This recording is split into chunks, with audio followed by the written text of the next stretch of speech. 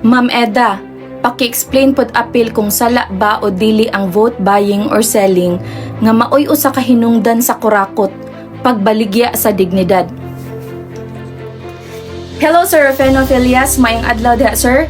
Og salamat sa imong comment og atoan ni siyang tagaag pagtagad sir. Mga higala, kung ang imong boto mapalit lang og kwarta, then this is no longer democracy mga higala. Kung ang imong boto mapalit og 500 pesos, usa ka libo pesos, then be honest, dili na boto. Pagbaligya na. Ug kung naay baligya, naay mo palit.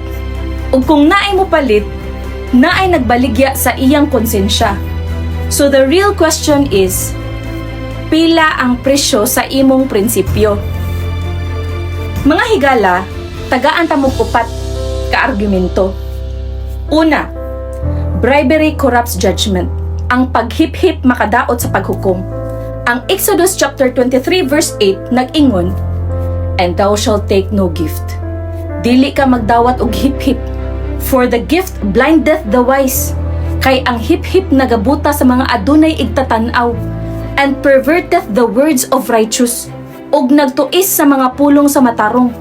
So ang suhol mga higala, dili na lang na kwarta, no? Pang-control na sa desisyon. Kung mudawat ka ani, you are no longer voting with wisdom, but you are voting under influence. Ug kung ang imong desisyon na ay bayad, dili na limpyo. Okay? Ikaduha, second, greed opens the door to corruption. Ang kahakog nag-abli sa pultahan sa korupsyon. Ang Proverbs chapter 15 verse 27 nag-ingon mga higala, "He that is greedy of gain troubleth his own house." Kadtong hakog sa ginansya nagasamok sa iyang kaugalingong balay. But he that hateth gifts shall live. Apan kadtong nagadumot sa mga hip-hip magabuhi o mabuhi. So let's be honest mga higala. Ang vote selling dili na abot sa gikinahanglan. Nahimo na siyang greed or kahakog mga higala. Ug ang kahakog dili lang makaguba sa tawo. Makaguba po na siya sa sistema mga higala. Ikatulo, integrity and credibility is not for sale. Ang integridad o kaligdong dili baligya mga higala. Unsa ingon sa Mark chapter 8 verse 36? "For what shall it profit a man? Kay unsa man ang kapuslanan sa usa ka tawo, if he shall gain the whole world, kung maangko niya ang tibuok kalibutan, and lose his own soul, ug mawala ang iyang kalag o kinabuhi?" So, pangutan-ay inyong kaugalingon mga higala, worth it ba ang pila ka gatos kung gibayluan ang imong prinsipyo? Because the moment you sell your vote, you also sell your voice mga higala.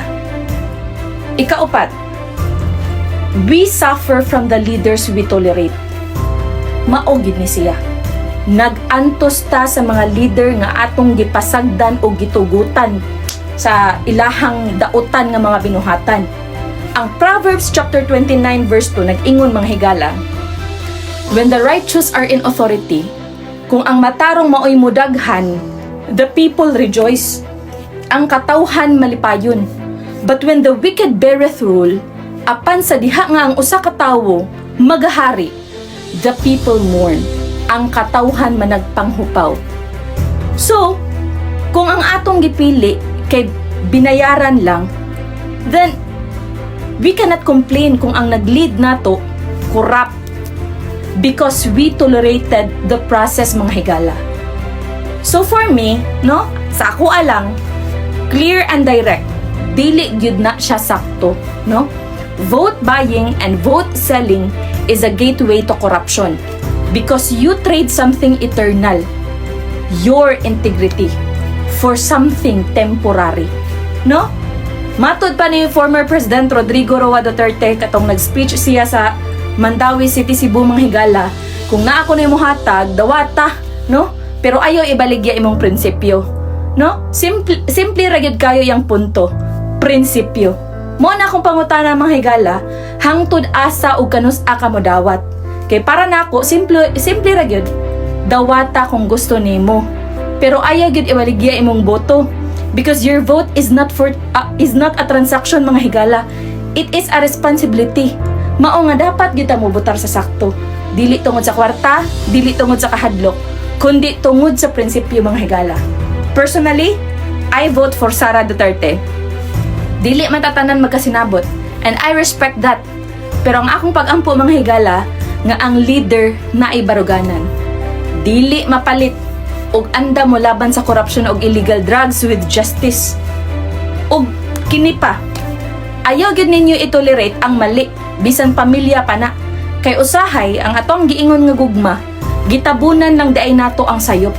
Ug kung tabunan nimo ang sayop, mas ni samot noon, no?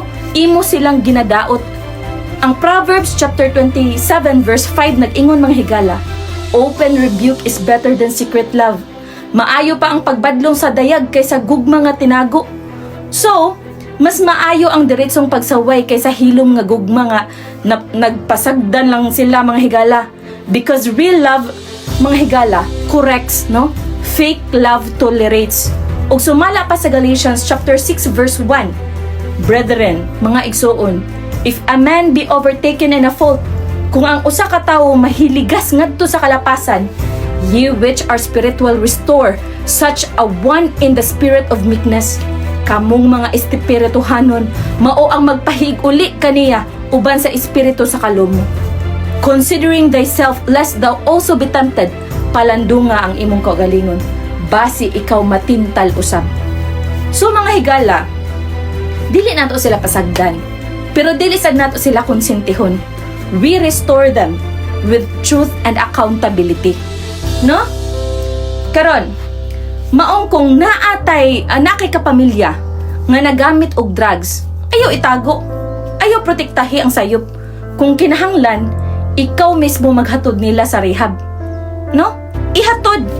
Dili para ipahiya or pakaulawan sila, kundi para maluwas sila. Kaya unsa ganito yung giingon sa Proverbs chapter 14 verse 34? Righteousness exalteth a nation. Ang pagkamatarong nagabayo sa usa ka nasod. But sin is a reproach to any people. Apan ang sala mo'y usa ka kaulawan sa bisan unsang katawhan. No? So mao na siya mga higala, ang righteousness o pagkamatarong magsugod sa gagmay nga desisyon. Sa imong boto ug sa imong baruganan or prinsipyo. No? So, no one is forcing you to vote, who to vote. But remember this, every vote reflects your character, and what you tolerate shapes your future. O kung imong prinsipyo na ay presyo, andam ka ba nga ibaligya ang imong kaugmaon?